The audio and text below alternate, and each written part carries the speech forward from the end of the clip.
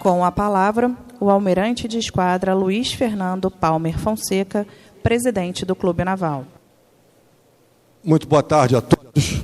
Antes de mais nada, eu quero manifestar a grande satisfação que o Clube Naval tem em poder recebê-los nessa tarde, nesse nosso ciclo de palestras que nós retomamos após não, porque a pandemia ainda não acabou, mas tudo indica que esteja bastante melhor, e o que nos fez decidir continuar o nosso ciclo de palestras.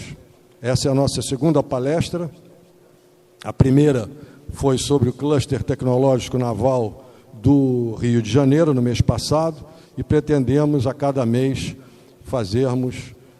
continuarmos esse ciclo de palestras. Já aproveito a oportunidade para convidá-los para a próxima, que é sobre a chegada da família real ao Brasil, com todas as suas vertentes culturais, militar, política, etc., as consequências dessa chegada. Muito bem, mas hoje o nosso tema realmente é um tema especial, porque não poderia ser mais oportuno, por tudo que nós estamos vivendo, nós no Brasil e o mundo inteiro, no que se refere à indústria do petróleo. Então, mais uma vez, agradeço a presença de todos e, desde já, externo meu sincero agradecimento ao professor Albino da Almeida, da Universidade Federal Fluminense, que veio nos falar sobre esse assunto tão importante e que afeta a vida de todos nós. Tenho certeza, professor Albino, que estaremos muito atentos a tudo que o senhor vai nos ensinar e tudo que o senhor vai manifestar a respeito desse assunto, ao fim do qual, aqueles que quiserem fazer alguma pergunta, algum comentário, sintam-se livres, por favor. Professor, o palco é seu. Mais uma vez, muito obrigado. Boa tarde, pessoal. Inicialmente, agradecer o convite do Clube Naval para a gente conversar um pouco aqui sobre a indústria do petróleo, e eu espero que o que a gente converse aqui seja útil para vocês. Bom, a gente vai começar a falar sobre energia. Falar sobre energia em geral antes de entrar no petróleo, já que o petróleo é a principal fonte de energia, tanto no Brasil quanto no mundo, ocupando em torno de 1/3 de todo o consumo energético. Então, de cada 3 unidades de energia consumidas, ou aqui ou no exterior, 1 vem do petróleo. Quando a gente fala das diversas fontes energéticas, a gente precisa usar uma unidade comum, tá? Para poder somar laranja com banana. Então, o barril do petróleo, o watt elétrico, o metro cúbico de gás. E as unidades que a gente geralmente usa são o TEP, que é a tonelada equivalente de petróleo. A gente coloca as outras fontes em função da capacidade calorífica do petróleo para poder somar. Ou então o hexajoule. Aqui a gente tem uma tabelinha do consumo energético mundial ao longo desses últimos 100 anos. E a gente vê que houve um crescimento muito grande. Então, de 1920 até 2020, nós tivemos a multiplicação de quase 15 vezes o consumo de energia. E, em algumas épocas, isso foi mais intenso, principalmente da década de 50, 70, quando a energia estava ainda muito barata e havia uma demanda pela recuperação principalmente do hemisfério norte, destruído na Segunda Guerra Mundial. Então, junta a necessidade de muitos investimentos, também o interesse político de diminuir a expansão do comunismo, e é a época do chamado Estado do Bem-Estar Social, o Welfare State, quando se investe muito para melhorar a qualidade de vida da população. A partir da década de 70, esse consumo continua crescendo, mas de forma mais suave, porque o custo de energia aumenta muito. Na década de 70, nós temos, então, as crises do petróleo, a primeira em 73, a segunda em 79, e aí o custo de energia aumenta. E há uma preocupação de melhorar a eficiência energética, isso é, gerar mais trabalho com menor consumo de energia.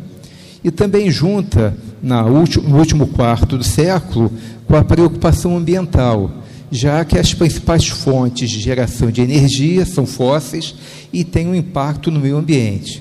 Então, também, por razões ambientais, de emissão de gás de carbono, reduzir esse uso de energia. Bom, quando a gente fala de fontes energéticas, a primeira classificação clara é entre fontes renováveis e não renováveis. As não renováveis são aquelas que têm maior peso. Elas estão ligadas a processos fósseis e elas levam milhões de anos para se formarem. Portanto, não tem como renovar imediatamente. Mas são aquelas que têm maior peso. É o petróleo, o carvão mineral, o gás natural. As fontes renováveis, elas estão relacionadas a processos ou da natureza ou agrícolas. Então, a principal fonte renovável vem da água, energia hidráulica. E, mais recentemente, também com o crescimento da energia eólica e solar. Ou então, as fontes agrícolas, que no Brasil tem um peso grande. O etanol, que é adicionado ou substitui a gasolina, e o biodiesel, que é adicionado ao diesel mineral.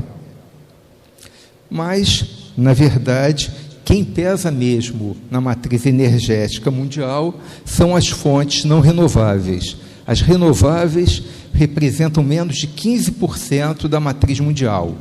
O Brasil tem uma das matrizes mais limpas, superior a 46%, em função do uso grande de água, tá?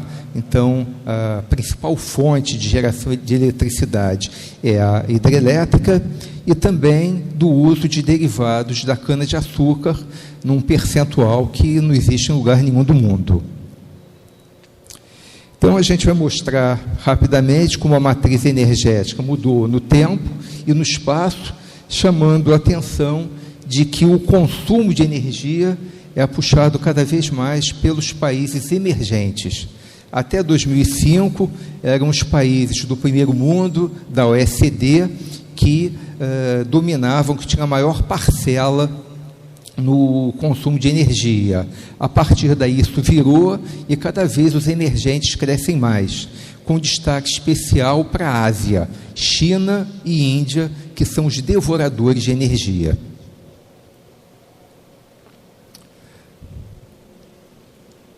Aqui do lado esquerdo, a gente tem o consumo de energia mundial nos últimos 25 anos. Então, o petróleo está aqui em verde, é a principal fonte. Ele continua liderando, tomou essa liderança nos anos 60 e mantém até hoje. E vindo a seguir o carvão e o gás natural. Então, até aqui, o verde, o vermelho e esse tom meio cinza, tá? É que dominam permanentemente a matriz de energia. Se a gente for ver a participação ao longo do tempo, a gente vai ver que o petróleo ele tem perdido market share, mas de forma suave. Aquela ideia, vamos produzir petróleo correndo porque daqui a pouco ele não vale nada. Não é assim. A mudança da matriz energética ocorre de forma bastante lenta, porque os investimentos são extremamente pesados. Então, é aquele chamado soft landing, é uma aterrissagem suave. Não vai, de um dia para o outro, deixar de se usar petróleo. Até porque as fontes ditas alternativas, elas têm tido um crescimento muito grande, é fato, não tem dúvida, mas elas partem de uma base muito pequena. E, em energia, é fundamental a economia de escala. Os investimentos que se fazem para a energia e para o petróleo em particular são muito pesados. Então, eles precisam ser diluídos pelo volume.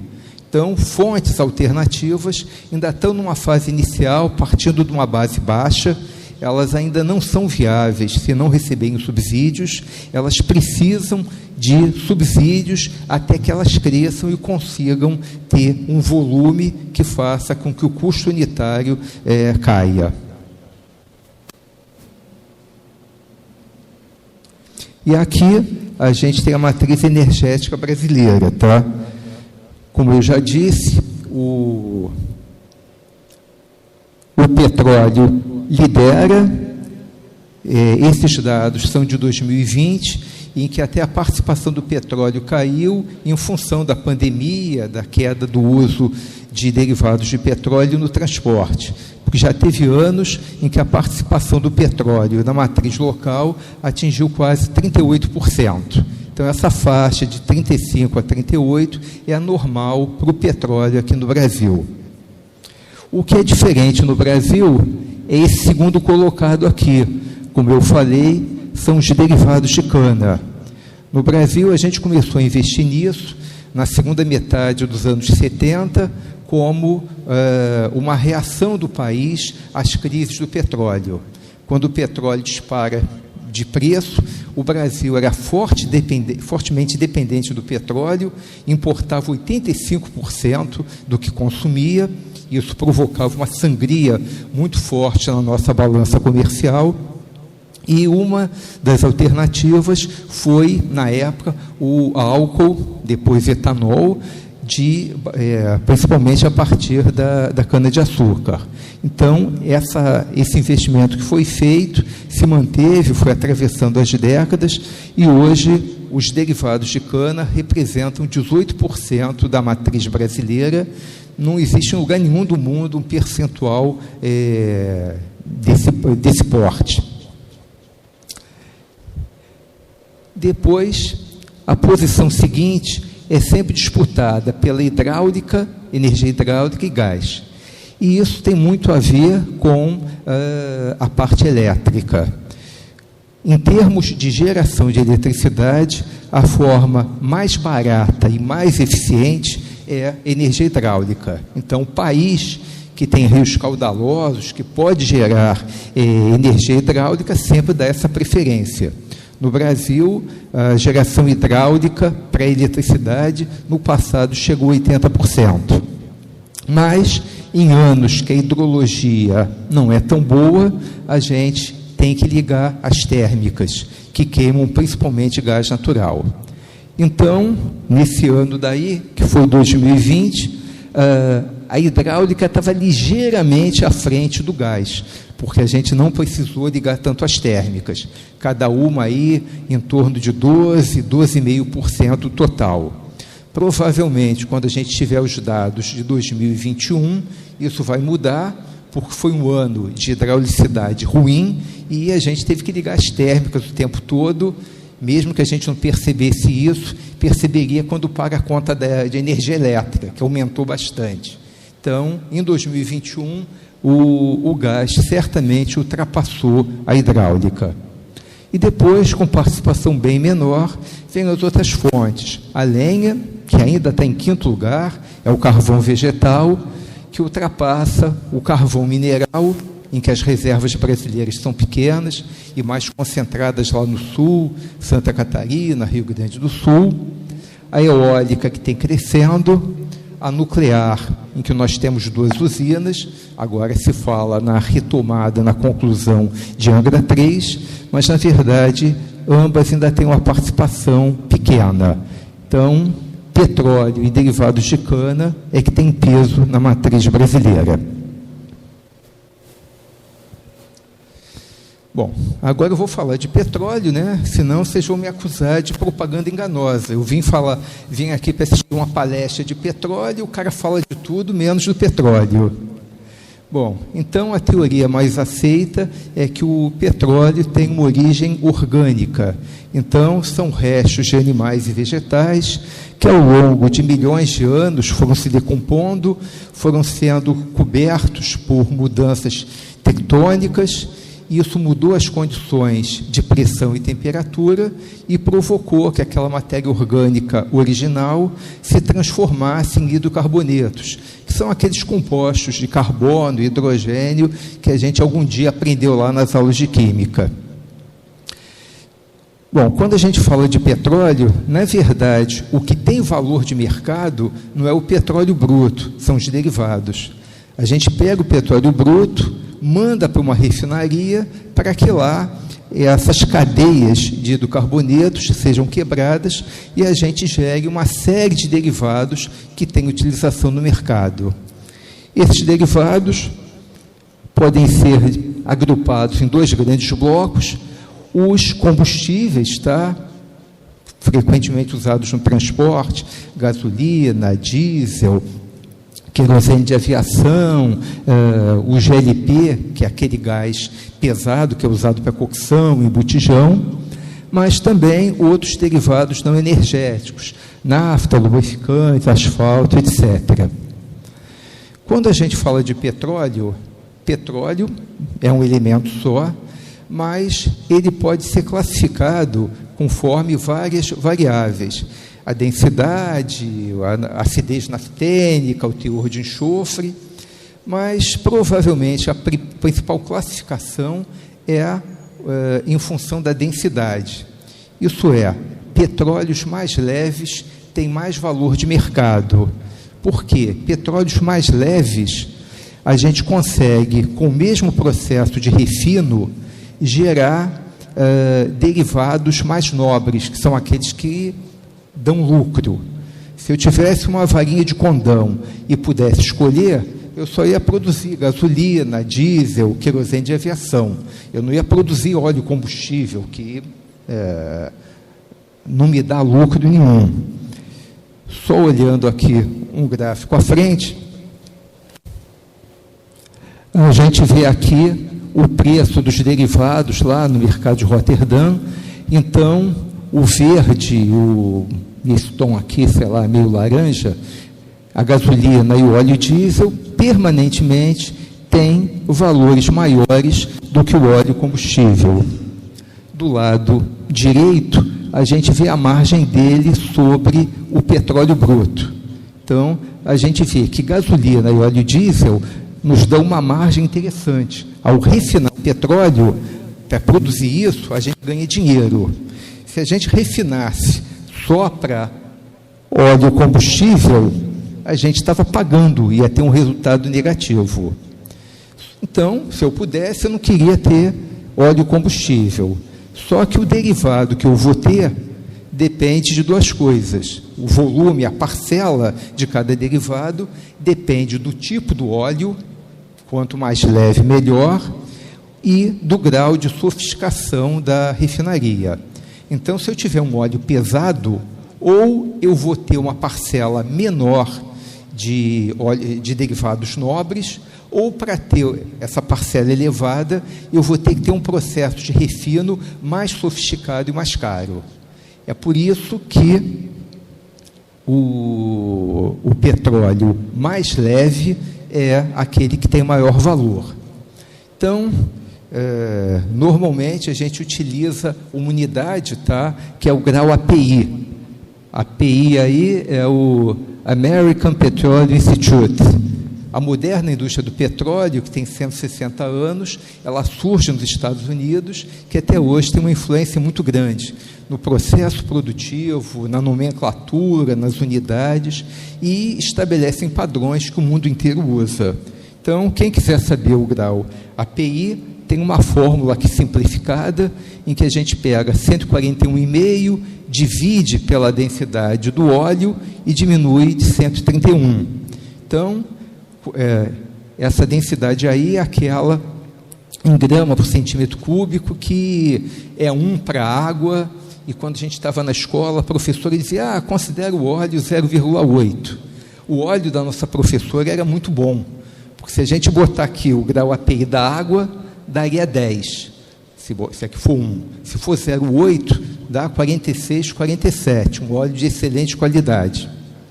Então, aqui no Brasil, a ANP estabelece um critério, de que óleos até 22 graus, API, são óleos pesados. E a maior parte do petróleo que a gente produziu na bacia de Campos, desde o final dos anos 70, no chamado pós-sal, é óleo pesado. Marlim, albacora, aqueles óleos eram abaixo de 20 graus API.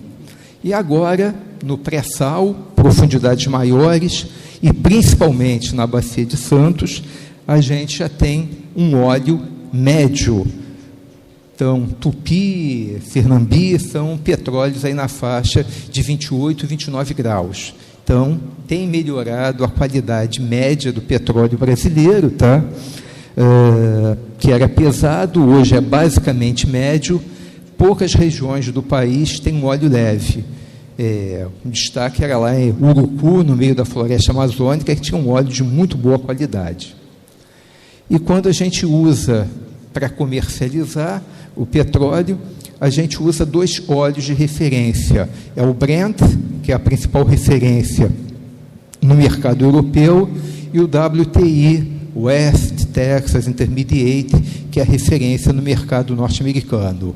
Ambos são óleos leves, de boa qualidade, com baixo teor de enxofre, e você acaba comercializando os demais óleos, aplicando um ágio ou um deságio no valor do Brent, conforme a qualidade do seu óleo.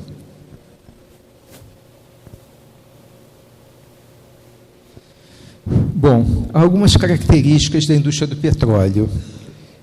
O preço baixo. Pode parecer absurdo, mas o Brent está chegando a $130 com a guerra, tá? Mas durante a maior parte da história, o petróleo foi muito barato.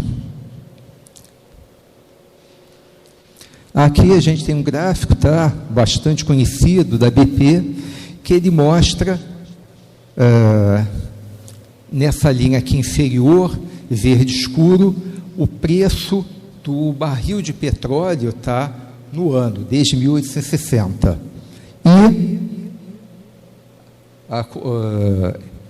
essa outra linha, verde clara, seria a correção do preço do petróleo para os dias de hoje, usando como fator de correção a inflação nos Estados Unidos.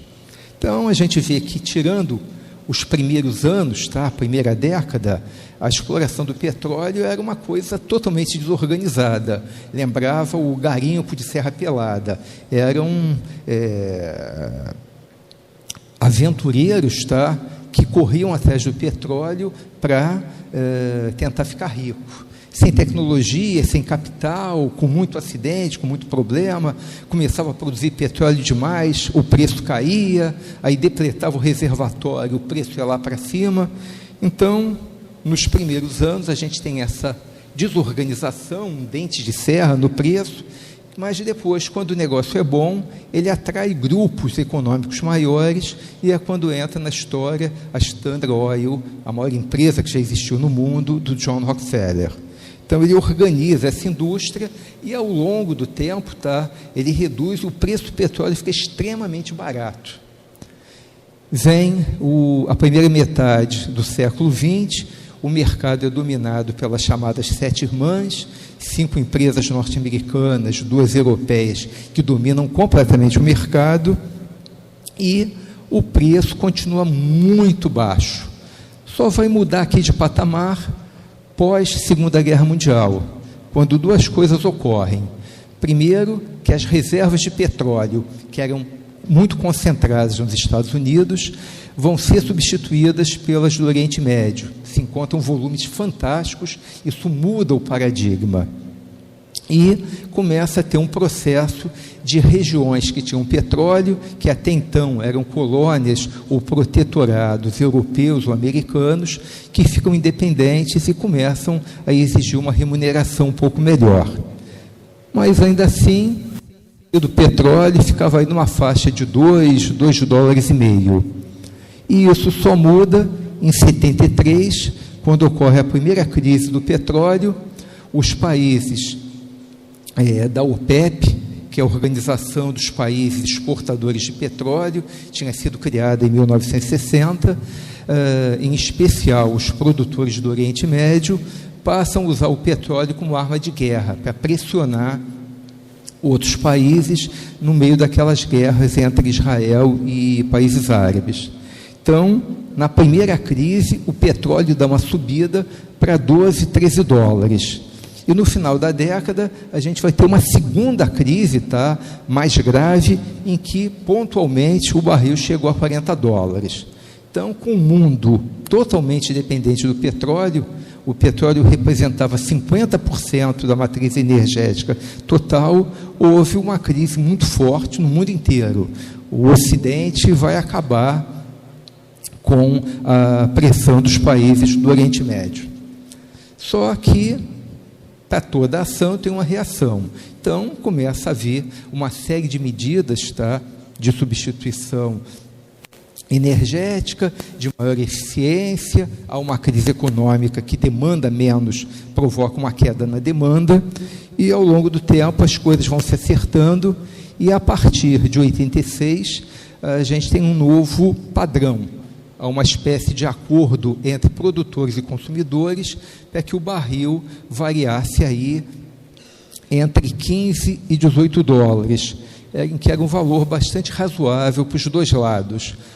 Os produtores, que tinham um custo de produção muito baixo e ganhavam muito dinheiro com isso, e o Ocidente, os consumidores, que com esse preço puderam colocar em produção alguns campos que eram inviáveis economicamente até então. Com o barril a um dígito só, o Mar do Norte, a Bacia de Campos, algumas regiões mais distantes no Golfo do México eram inviáveis. E de 15 a 18, isso passou a ser viável. Então, há uma certa acomodação que vai se manter até o final do século. Aí, nesse século, a gente vai olhar com mais detalhe, tá? Em vez de ter a média anual, pegar valores mensais. Então, a gente começa o início do século com preços baixos ali na faixa de 22, de 28 dólares, né?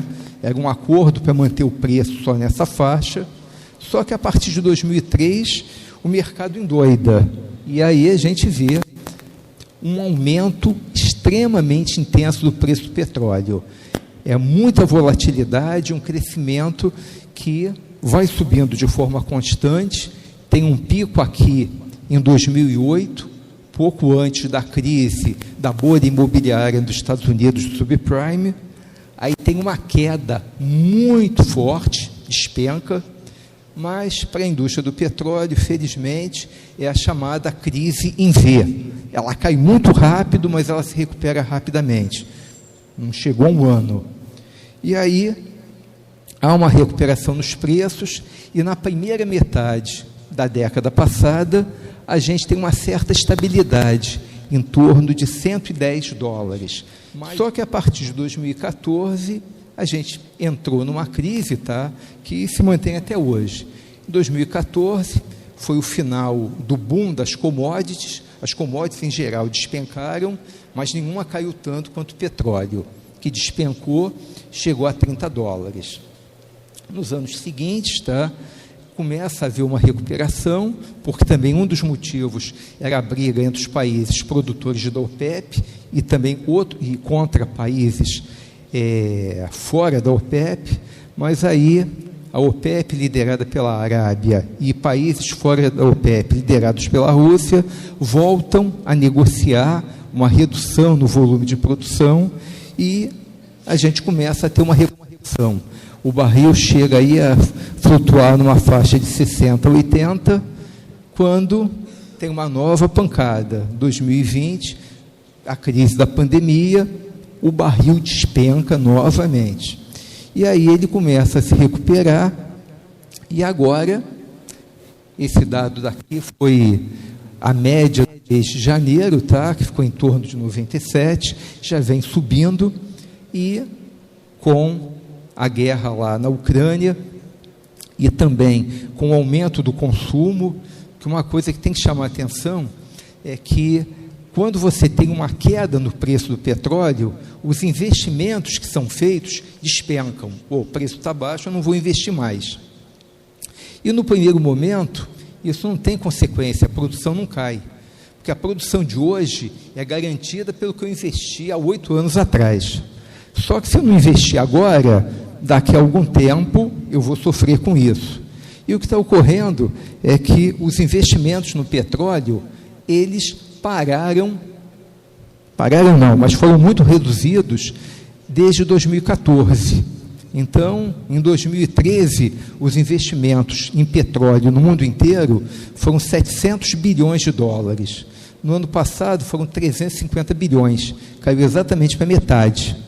Resultado, em algum momento, isso vai acontecer, vai ter consequências.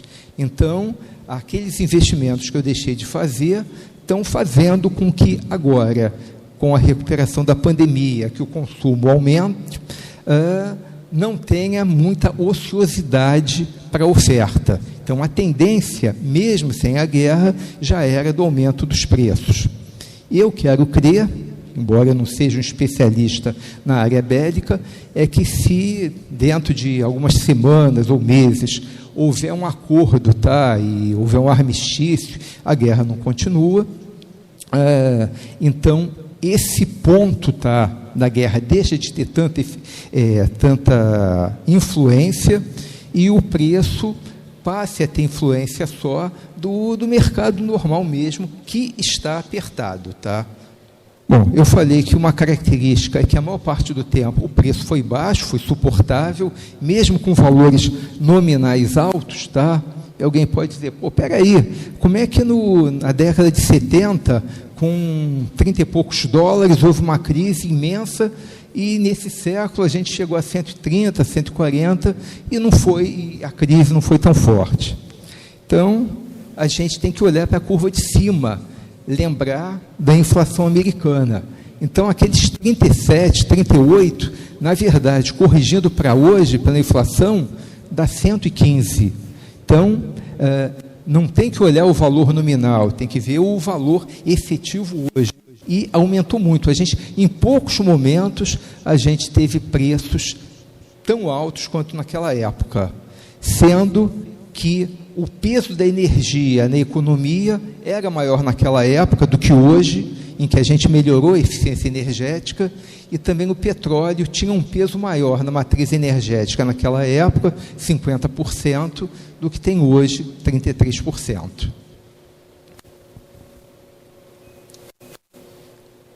Outra característica da indústria do petróleo é que ela é muito concentrada em poucas empresas. Então, o petróleo não é um produto que funciona como mercado perfeito dos economistas. Não, a concentração é muito grande. Se a gente pegar as 10 empresas com maiores reservas de petróleo, representa 67% de toda a reserva mundial. Se a gente pegar a produção, as 10 maiores produzem quase 40% da produção total. Então, não é um mercado perfeito, é um mercado muito concentrado em que grandes empresas têm um poder muito grande sobre esse mercado. Outro ponto é que é uma atividade de elevado risco empresarial. Os investimentos na indústria do petróleo são muito pesados. Se a gente lembrar a época das vacas gordas aqui, da Petrobras, o plano quinquenal de investimentos chegava a quase 240 bilhões de dólares, que dividido por 5 anos dava 48 bilhões de dólares. Para você desenvolver um campo marítimo, águas profundas, o orçamento é de bilhões de dólares. Então, a exposição financeira é muito pesada. Outro ponto é o tempo de maturação.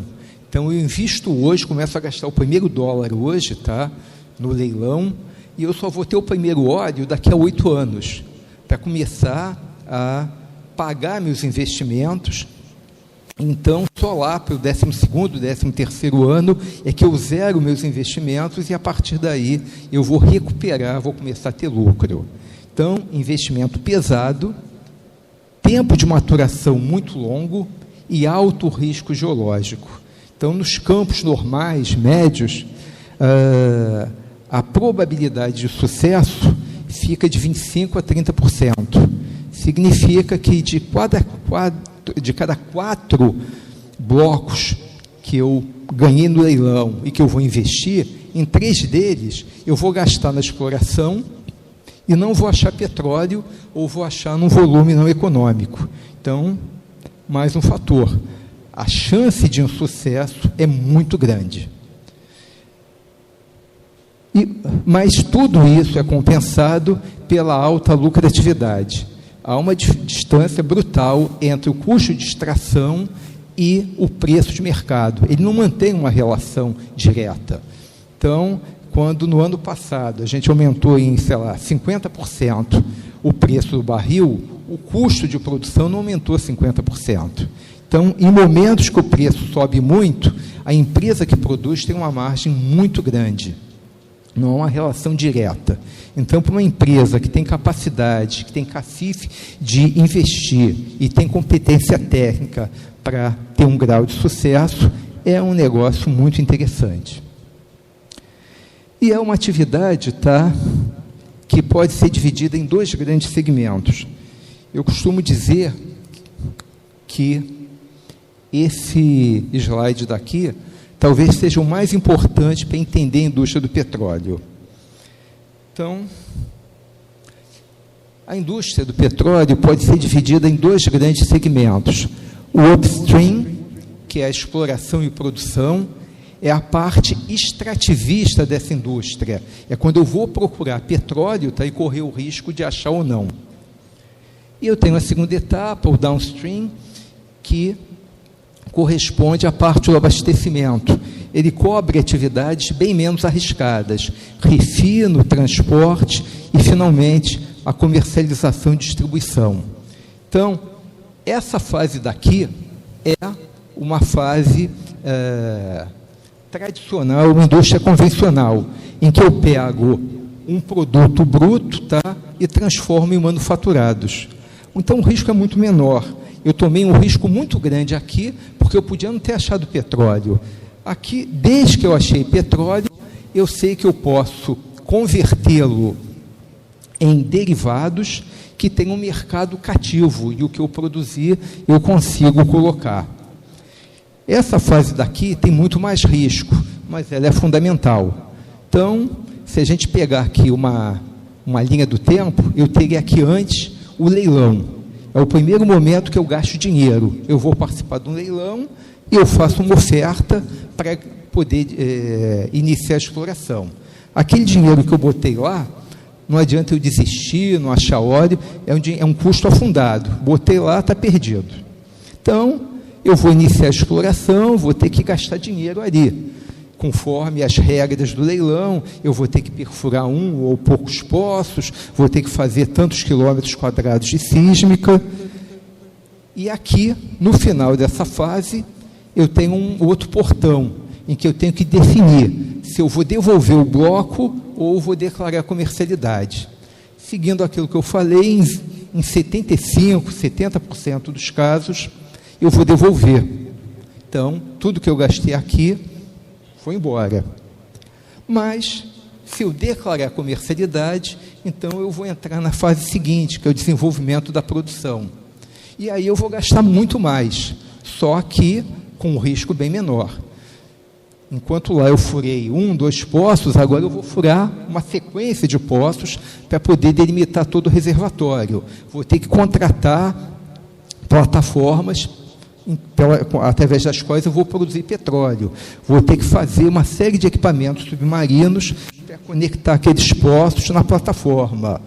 Se eu não tiver um oleoduto ou um gasoduto para trazer aquilo no continente, eu vou ter que armazenar num navio, na própria plataforma, e depois ter que fazer o transbordo em navios aliviadores do mar para o continente. E é nessa fase que eu faço a perfuração. A perfuração não é uma atividade fim, é uma atividade meio. Eu perfuro para o geólogo na exploração, para o engenheiro de produção, para o cara do reservatório, só que a perfuração é muito cara. Uma plataforma, uma sonda de perfuração marítima de águas profundas, quando o mercado está muito demandante, tá? Na época de preços altos, pode chegar a custar $700 mil por dia. Eu pago de aluguel pelaquela sonda $700 mil. Então, imagina, só de sonda, se eu levar 30 dias para furar aquele poço já me custou $21 milhões. E eu vou furar vários poços aí. Em suma, a área do upstream ela é muito mais arriscada. E é por isso que, até as crises do petróleo, as empresas procuravam, sempre possível, investir aqui, porque o risco era muito menor. Só que depois da crise do petróleo, com petróleo caro, ficou óbvio que era fundamental eu ter acesso ao petróleo. Porque se eu tenho acesso ao petróleo, eu gastei dinheiro aqui e, se eu produzo a um custo baixo, eu tenho uma margem boa, tá, para o downstream.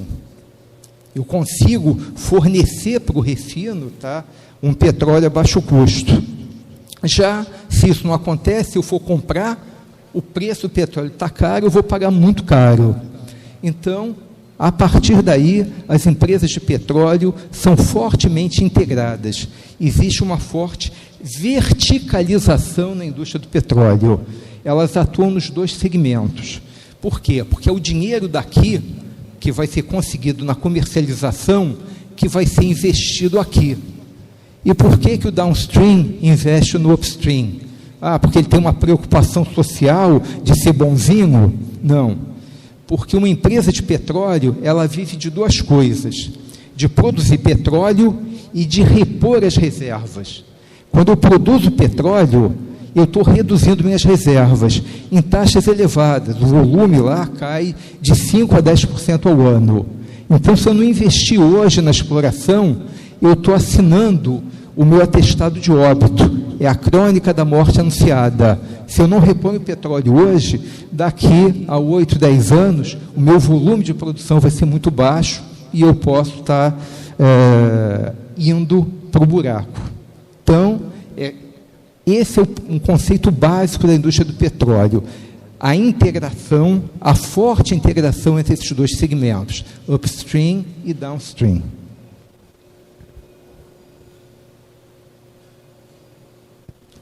Aqui, informações gerais, esses dados são de 2019. Eu tenho já os dados de 2020, mas foi um dado, 2020 é um ponto fora da curva, tá? Então, o consumo caiu muito, caiu de 100 milhões para 90 milhões, então teve mudanças. Então, eu prefiro usar um dado mais estável. As maiores reservas do mundo estão nesses 5 países aqui. Venezuela e Canadá têm volumes significativos de reserva, uma parcela delas de má qualidade. Óleo super pesado em algumas regiões da Venezuela, em que o óleo chega a ser mais denso que a água. No Canadá, areias bituminosas, que têm um impacto ambiental muito grande, mas, em termos volumétricos, Venezuela e Canadá estão ali no top 3. Se a gente pensar do lado econômico, a principal reserva, claramente, é da Arábia, que em volume é um pouco menor que a Venezuela, mas com óleo de qualidade muito melhor e, portanto, com valor de mercado bem superior. Quando a gente fala da produção, são os 3 grandes que há mais de uma década dominam o mercado de produção. Então, esses 3 daí, em conjunto, representam 40% da produção mundial, com características diferentes. Os Estados Unidos, mesmo sendo o maior produtor, ainda é um importador líquido de petróleo.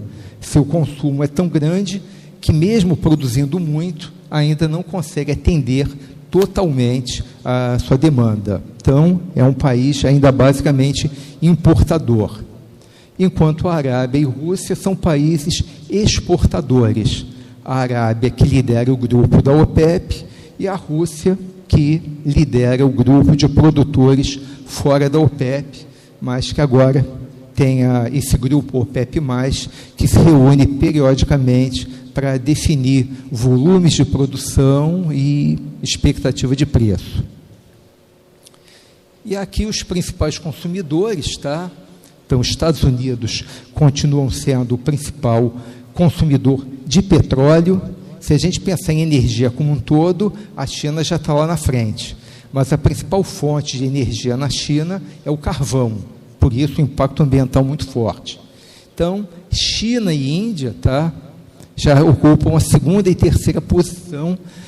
A Índia ultrapassou o Japão, depois vem a Arábia, a Rússia e Brasil, que já foi, em 2019, esses dados são de 2019, o 7º maior consumidor mundial. E o consumo, na época, se aproximava dos 100 milhões de barris diários. Aqui tem uma lista das maiores empresas de petróleo. Então, a gente vê ranking de empresas de petróleo, qualquer publicação faz. Muitas vezes fazem publicações baseadas no valor das ações das empresas. Eu, pessoalmente, não gosto desse critério, porque eu vejo duas imperfeições nisso. Primeiro, quando pega valor de ações, ele elimina as várias estatais de países do Oriente Médio que normalmente são de capital fechado. Então, não estão na bolsa, você não consegue medir. Você tira o que certamente está entre as maiores. O segundo é que o petróleo já tem uma volatilidade imensa. Você junta petróleo com bolsa de valores, então é volatilidade em cima de volatilidade. Então, eu gosto desse critério aí, que é um ranking que anualmente é divulgado pela PIW, Petroleum Intelligence Weekly, que é uma publicação bastante respeitada e que ela faz esse ranking baseado em 6 critérios técnicos, que, portanto, tem muito menos volatilidade. Reservas de petróleo, reservas de gás, produção de petróleo, produção de gás, capacidade de refino e volume comercializado. Isso tem muito mais sentido, porque não tem tanta volatilidade, são variáveis que não mudam tanto. E aqui a gente tem as 20 maiores empresas do mundo, tá? E a gente vai ver que, ao contrário de 20 anos atrás, hoje você tem uma predominância de empresas estatais. As empresas estatais se fortaleceram muito ao longo desse século. Então, das 20 maiores empresas de petróleo, para ser mais rápido, eu vou falar só das privadas, tá? É a americana Exxon, em 4º lugar, a britânica BP, em 5º, a britânica Shell, em 7º, a francesa Total, em 9º, a russa Lukoil, em 12º. Vou tirar mais uma, eu estou pulando alguma aí. CNPC, Exxon, BP, Shell, Total, Chevron, a Chevron que estava lá em cima. As outras 14 são empresas estatais, ou de capital fechado, como muitas da OPEP, ou de predominância do capital estatal, como a Petrobras no Brasil e as chinesas, CNPC, CNOOC, Sinopec. Então, essas seriam as 20 empresas. E aí, finalmente, eu chego no Brasil, tá? Não sei, eu me distraí no início, no horário do começo, eu não sei se eu já estou estourando o tempo ou não, tá? Mas vamos lá. Quando eu passar muito do tempo, vocês me dão um puxão de orelhas. Falar um pouco agora do Brasil. Eu costumo usar essa linha do tempo aqui para explicar como é que é a indústria de petróleo no país. Então, eu diria que nós tivemos 4 etapas. A primeira, que foi uma etapa artesanal, ela começa ainda no Segundo Império, quando Dom Pedro II dá as primeiras autorizações para que se procure petróleo no país. E vai até o início da profissionalização dessa indústria, que é com a criação da Petrobras, quase um século depois. Então, essa primeira fase, na verdade, ela tem muito pouco para se falar. O Brasil era um país tecnologicamente atrasado, basicamente agrícola, então, durante todo o Segundo Império, não houve nenhum investimento significativo nesse processo. Vem a República, e embora a primeira Constituição, lá de 1891, tivesse um viés liberal, ela permitia que o dono do solo pudesse explorar o subsolo. Isso é extremamente raro. Acontece nos Estados Unidos, mas na maior parte do mundo não é assim que funciona. O dono do solo não tem direito a explorar o subsolo é da União. Então, a Constituição que teve em vigor de 1891 a 1934 permitia isso, mas também não teve efeito. Quer dizer, a adoção do modelo republicano não mudou a economia brasileira, continuou sendo a política do café com leite. Quem tinha domínio econômico e, portanto, domínio político eram cafeicultores paulistas, pecuaristas mineiros, e isso só vai mudar em 1930 com a Revolução de Getúlio Vargas, que então quem toma o poder, quem passa a ter poder econômico e, portanto, poder político, é uma burguesia urbana, principalmente de São Paulo, que começa um processo de urbanização e de industrialização. E aí começa, com mais ênfase, a busca por petróleo, que finalmente vai ser encontrado no Brasil, na Bolívia, na Bahia, o primeiro campo efetivamente produtor, Candeias, em 1941. E aí começa a discussão sobre qual seria o modelo. Seria um modelo com intervenção estatal? Seria aberto a empresas privadas brasileiras? Seria aberto para o mercado internacional? Então, a discussão longa, vem a campanha do petróleo é nosso, mudam governos, Vargas sai do poder, chega o Dutra, Vargas volta ao poder, dessa vez eleito, e só se bate o martelo em 1953. É por isso que eu digo que 1953 marca o final da fase artesanal e começa a fase do monopólio estatal do petróleo, que vai se estender por mais de 4 décadas. No início, a Petrobras foi uma empresa principalmente de downstream, isso é, da parte do refino. A gente não teve muito resultado na parte de exploração, eram aqueles campos na Bahia, alguma coisa em Sergipe, depois no Rio Grande do Norte. Mas, naquele momento, a gente era muito interessante comprar petróleo do exterior. Então, não havia razão para a gente ficar correndo o risco, investir no EIP, quando a gente comprava petróleo bom, bonito e barato lá do exterior. Só que isso vai mudar a partir da crise do petróleo. Então, o petróleo podia continuar sendo bom e bonito, mas não era mais barato. E isso provocava uma sangria na economia brasileira. Então, a gente muda de papel e, a partir do final dos anos 70, a ênfase vai para o EIP. Então, a gente começa a procurar petróleo. E vai achar petróleo no mar. Então, na Bacia de Campos. Mas a gente leva muito tempo para reduzir essa dependência. Então, a Petrobras é criada nos anos 50, ela vai se expandindo nos anos 60, a partir dos anos 70, com choques de petróleo, o país e a empresa entram numa crise econômica, ela passa a produzir cada vez mais petróleo, mas começa a se discutir a quebra do monopólio. O monopólio foi mantido quase por unanimidade na Constituição de 88, mas 7 anos depois, em 95, o Fernando Henrique Cardoso é eleito presidente, a partir do sucesso lá com o Plano Real, e, em menos de 6 meses, aprova no Congresso, as 2 vezes, a quebra do monopólio. Então, a gente encerra a fase do monopólio e entra no modelo de concessão. O modelo de concessão é o que as empresas mais gostam. Por quê? Porque todo o petróleo que é produzido fica com elas. Elas pagam os tributos em dinheiro. E companhia de petróleo quer petróleo. Então, ela prefere pagar em dinheiro, mas ficar com 100%. Ao contrário de outros modelos, como o da partilha, em que ela tem que partilhar a sua produção com o Estado. Mas, naquele momento, até fazia sentido. 1995, o preço do petróleo estava baixo, não havia... O Brasil não era um grande mercado de petróleo, não tinha se descoberto pré-sal, então a gente não tinha muito poder de barganha, tinha que se curvar e fazer o que as empresas queriam. Ainda assim, nos primeiros anos, não houve muito investimento aqui.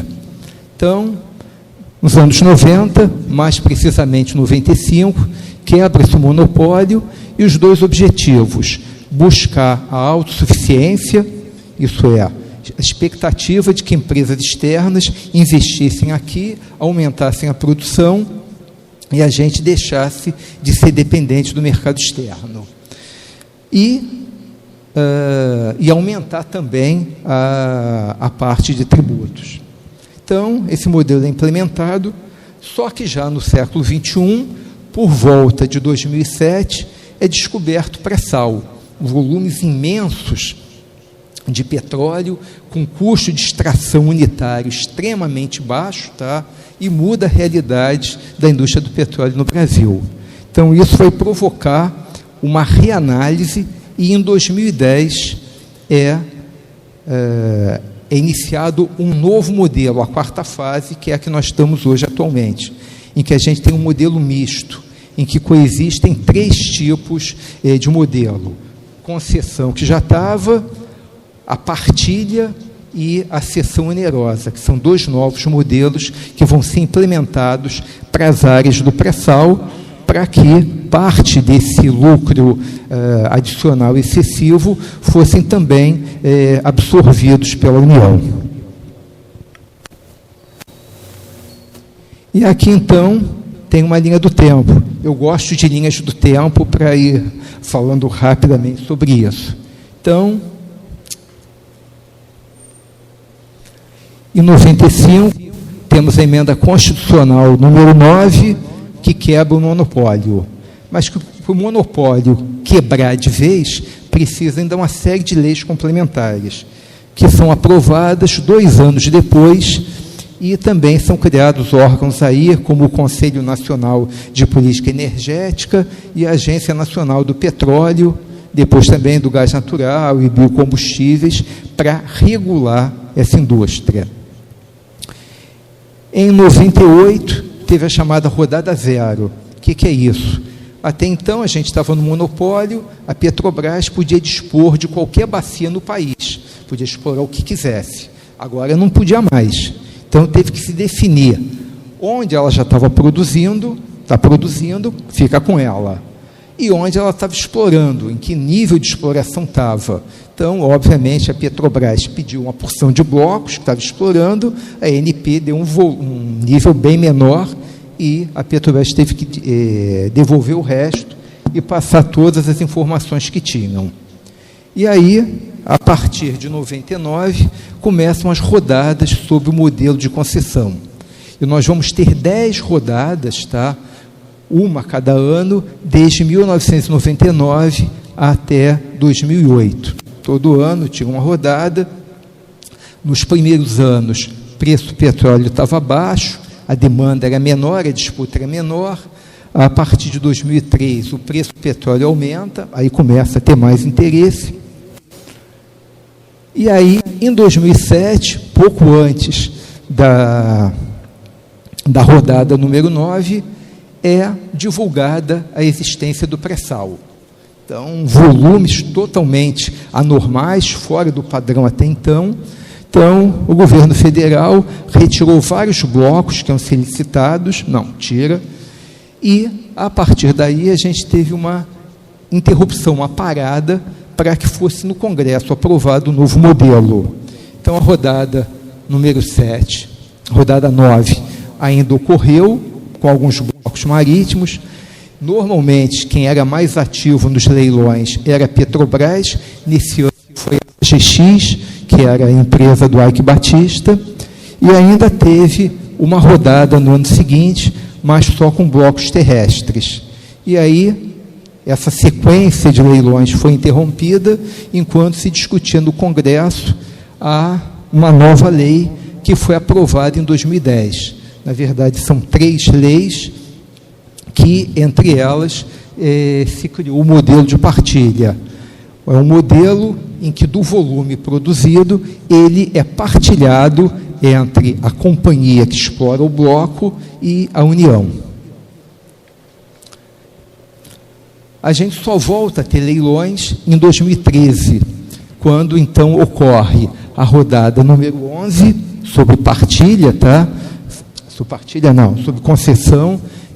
A numeração é diferente, então as rodadas de concessão são essas que estão com bolinha preta. E aí começa a rodada sob o modelo de partilha, que é esse tom amarelo.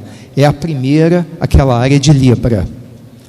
Depois, em 2015, ainda tem mais uma rodada sobre concessão, e a partir daí a gente tem uma aceleração muito forte nos leilões. Então, há uma mudança de governo, os novos governos, Temer e Bolsonaro, têm uma visão mais liberal e começam a acelerar novamente o processo. Então, a gente vai ver que em 2017 nós já tivemos 3 rodadas, uma de concessão e 2 de partilha. Em 2018, a mesma coisa, 2 de partilha e uma de concessão. Em 2019, mais uma de concessão, uma de partilha e uma de cessão onerosa. E em 2020, com a pandemia, não ocorreram, mas finalmente ocorre em 2021 a rodada 17 de concessão e a 2 de cessão onerosa. Provavelmente, a partir de agora, não vão ocorrer mais leilões. Então, a ANP está optando por fazer a chamada oferta permanente. Até porque fazer leilão, às vezes, causa um certo desgaste. Muitas vezes você oferece blocos, tá? E não tem nenhuma demanda. Isso é uma coisa chata, é a mesma coisa que você dá uma festa na sua casa e ninguém aparece. Você descobre que não é muito popular. Então, quando você faz um leilão, já tinham retirado dos leilões os blocos terrestres que tinham menos apelo. E a partir de agora vai ser chamada oferta permanente. A gente vai ter uma agora em abril, tá? Em que não tem um leilão formal. Ao longo do ano, ou do período, as empresas demonstram interesse em algumas áreas, e aí a ANP pega e oferta algumas áreas em que houve demonstração de interesse, em que a chance de ter proposta é muito maior, e não se passa por alguns vexames aí de você ofertar 90 blocos e só 5 receberem proposta. Mas eu não podia sair sem falar do pré-sal, que é o grande assunto. Então, o que é o pré-sal?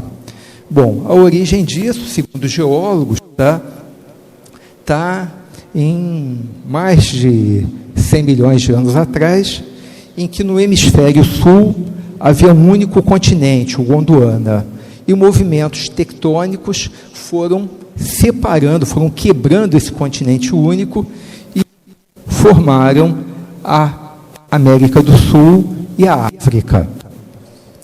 Resultado, as formações mais antigas, continuava a matéria orgânica chegando do continente, levada pelos rios, e isso constituiu o pré-sal. Por que ele é pré-sal? Porque ele foi antes do sal, é mais antigo. Então, essas formações, que só recentemente a gente teve acesso, elas têm mais ou menos 150 milhões de anos. Então, ficaram lá embaixo. Esse espaço continente foi sendo ocupado pelo mar, foi havendo decantação do sal, e isso formou o sal, uma camada de 1 a 2 quilômetros, que isolou essas formações daqui de cima. E aí, mais recentemente, 90 milhões de anos atrás, mais material foi se formando e constituindo o pós-sal, quer dizer, veio depois do sal, que eram aquelas formações que a gente explorou desde 1980, de Campos, Marlim, Albacora, Roncador, etc. Então, aqui teria, então, as camadas mais antigas do pré-sal, 150 milhões de anos atrás, depois uma camada espessa de sal, que a mantinha isolada, outra camada do pós-sal, que foi essa que a gente produzia na Bacia de Campos, e a lâmina d'água, a diferença, a distância do nível do mar ao fundo do mar. Então, hoje, a gente produz, em alguns campos, no pré-sal, a 7.000 metros de profundidade. Então, você tem 2 a 3 quilômetros de lâmina d'água, tem a camada do pós-sal, tem o sal, que é uma formação complicada de você perfurar. Hoje, você já dominou essa tecnologia, mas há 20 anos atrás, isso era praticamente inviável, e que tem uma espessura que pode chegar a 2 quilômetros. Finalmente, a gente tem o pré-sal.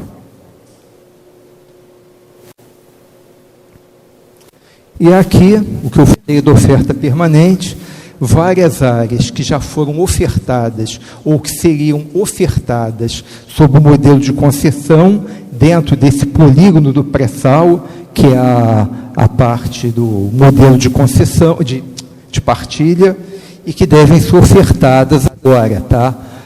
São na Bacia de Campos e na Bacia de Santos, em que está previsto agora para abril uma exigência mínima de bônus de assinatura, aqui desses valores, e uma participação mínima que tem que ser do óleo, que tem que ser destinado à União. São, na verdade, valores pequenos, tá? Se a gente fosse olhar, em alguns casos aí, a participação da União é muito maior. Mas, ou o pessoal está avaliando os campos como blocos como menos interessantes, ou está com muita pressa de vender. Então, são valores razoavelmente baixos. Então, pessoal, com isso eu termino a minha apresentação. Para quem gostar desse tema, tá, eu indico, aqui é a fase do merchandising, tá, meu livro, A Indústria do Petróleo do Brasil. Quem quiser conhecer mais da parte internacional, tem o livro do Daniel Yergin, tá, que é um livro tradicional, são 1000 páginas, mas um livro também muito bom, e eu diria que esses, para quem gosta, são as 2 grandes referências. Tá bom? E agora, se vocês tiverem alguma pergunta, algum comentário, eu estou à disposição.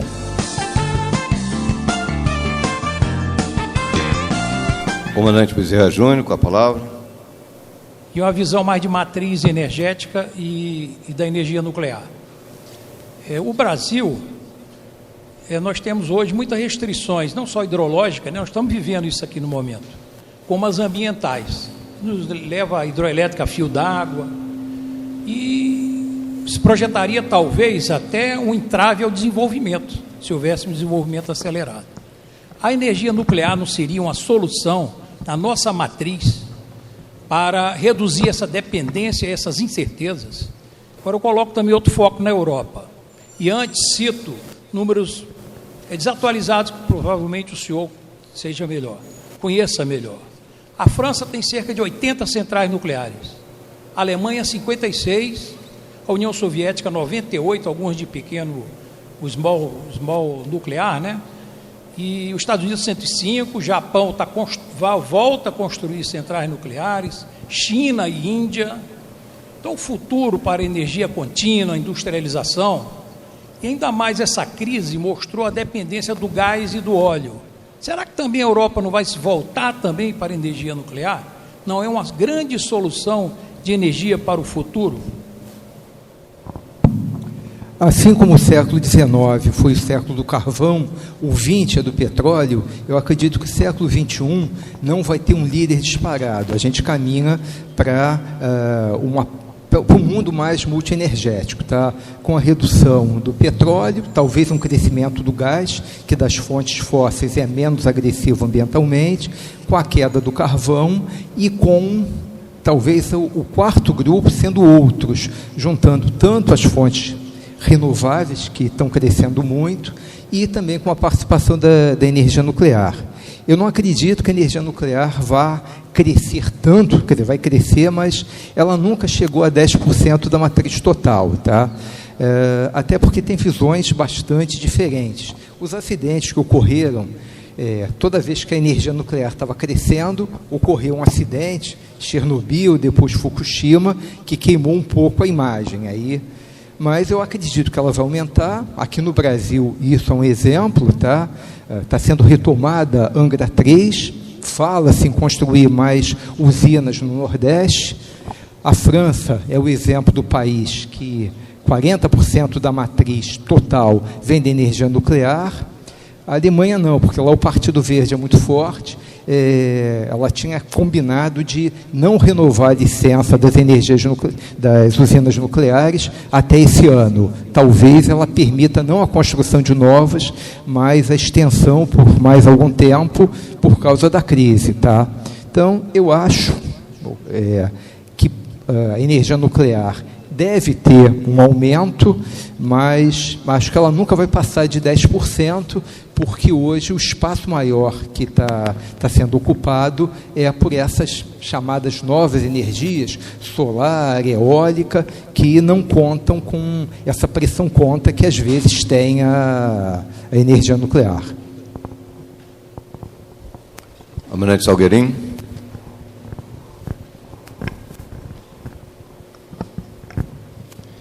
Muito boa tarde, professor. Em primeiro lugar, cumprimentá-lo pela espetacular palestra, né? Muito elucidativa, muito clara, um raciocínio bastante importante para quem tem interesse nesse assunto. Parabéns. Eu observei numa das slides que o senhor apresentou o upstream e o downstream e a correlação que existe entre os dois, para que o senhor tenha ativos, né, financeiros para poder investir no upstream, a importância de ter uma corrente do downstream. Recentemente, a gente tem observado a Petrobras com uma tendência de se desfazer de alguns ativos do downstream. E isso parece um pouco contraditório com essa ideia do senhor de que uma parte financia a outra.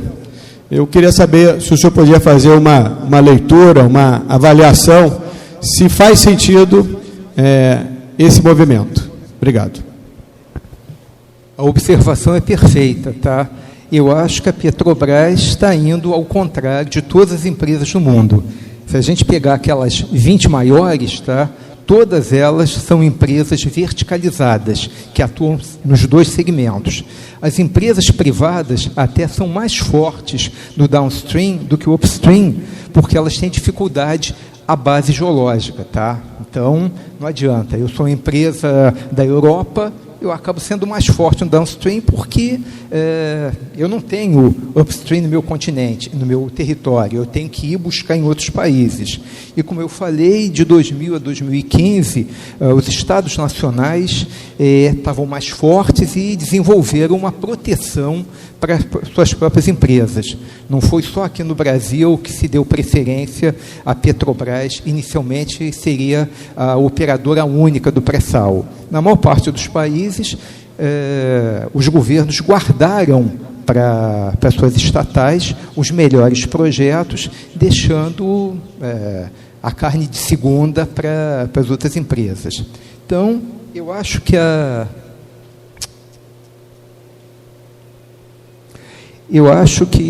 a política que está sendo desenvolvida hoje na Petrobras, nos últimos anos, é uma política com uma visão muito financeira e de curto prazo. Tá?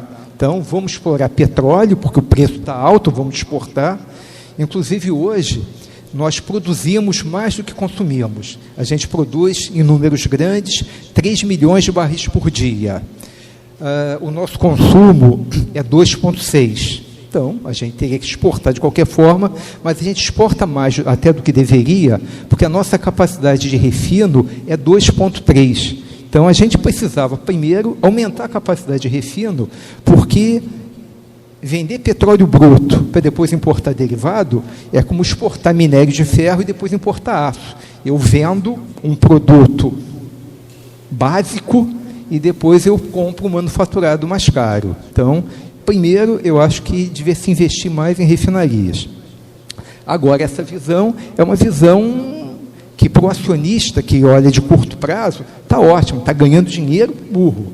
Só que isso afeta o tamanho da empresa. Provavelmente, nos próximos anos, quando a gente for olhar essa lista aqui das 20 maiores, a Petrobras, que há 20 anos está nela, vai sair, porque ela está eu considero uma visão estratégica, tá, inadequada, uma visão de curto prazo para ganhar dinheiro, mas que não garante a perenidade da empresa.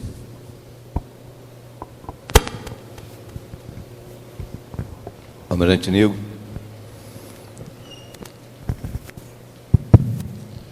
Boa tarde, professor Albino. Acabei de rejuvenescer, vou confessar a todos, quase 20 anos, quando numa pós-graduação eu tive o privilégio de ter o professor Albino como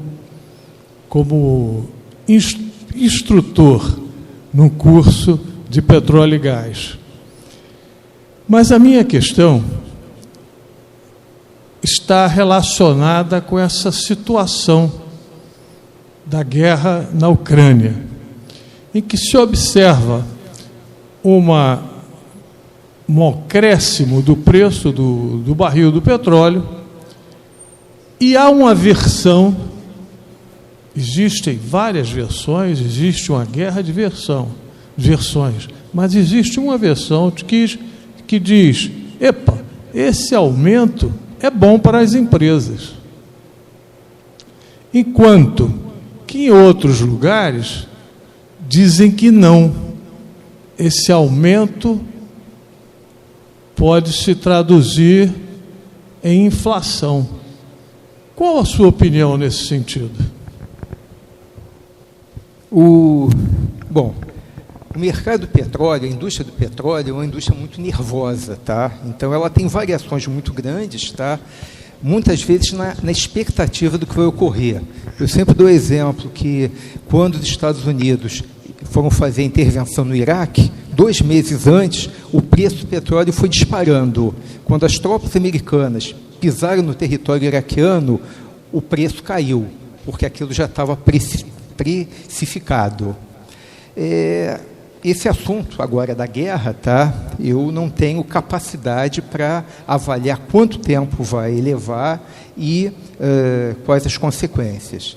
Mas eu diria que a gente está, fazendo uma analogia com a engenharia, a gente não está no estado permanente, está no estado transiente. Então, esse estado daqui é totalmente instável. Então, para a gente ter qualquer análise mais profunda, a gente precisa aguardar semanas, tomara que sejam semanas, ou meses, ou um tempo, até que isso termine, porque, nesse momento, cada boato que tem, vai ter amanhã a reunião do ministro das Relações Exteriores da Ucrânia e da Rússia, baixou $20 do barril do Brent. Aí, hoje, ao meio-dia, a reunião deles não deu em nada, os caras brigaram, cada um saiu numa porta, deve ter subido mais 20.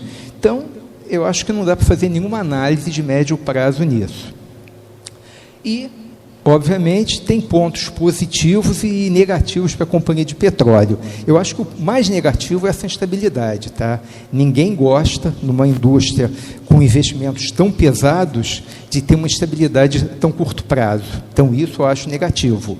Eles podem ganhar muito dinheiro, claro que o petróleo subiu, o custo de produção não subiu dessa forma, tá? Não subiu $30. Então, do ponto de vista estritamente financeiro, eles estão ganhando, mas é algo de curto prazo. Uma indústria tão pesada como o petróleo, isso não é serviço que, tipo hotelaria, que eu vou botar faca no peito do turista, porque ele só vem aqui uma vez, eu exploro ele. Aqui não, é um negócio contínuo. Então, é melhor você manter uma relação de ganhar menos, mas ganhar de forma contínua, do que ter esses pontos. E também, lembrando o que aconteceu lá na crise do petróleo, quando o petróleo subiu demais, ele viabilizou outras fontes energéticas, tá? Então, como o petróleo fica muito caro, isso é bom para as outras fontes, que em condições normais seriam inviáveis e que podem passar a ser viáveis com isso. Mas, talvez eu não esteja te respondendo de forma clara, mas eu aguardaria, eu acho que isso é um movimento transiente.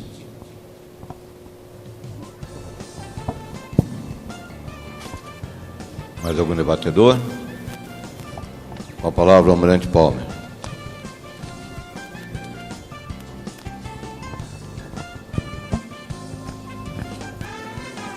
Albino, o Clube Naval se sente extremamente agradecido pela sua palestra, extremamente elucidativa, clara, baseada, deu para notar,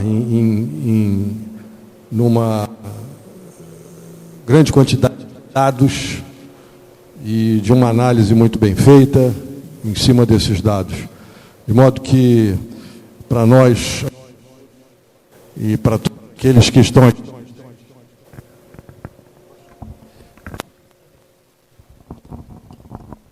e para todos que estão aqui presentes, tenho certeza que foi de muita valia a sua palestra, e por isso eu, em nome do Clube Naval, expresso os meus agradecimentos. Faço questão de passar às suas mãos o nosso diploma referente a esse evento, e também um livro que nos é muito caro, não fala nada de petróleo, só fala de uma atividade que também nos é cara, que são os auxílios à navegação. É um livro que mostra Luzes do Novo Mundo, os faróis da nossa costa. Muitíssimo obrigado. Eu pediria ao professor uma salva de palmas.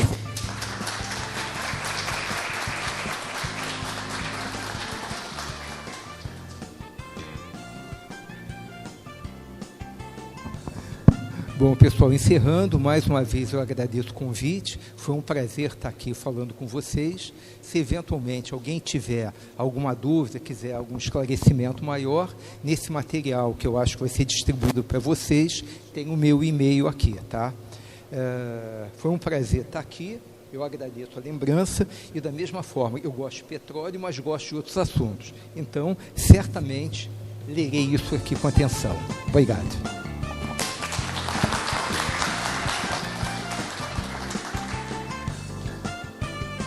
Senhoras e senhores, o evento está encerrado.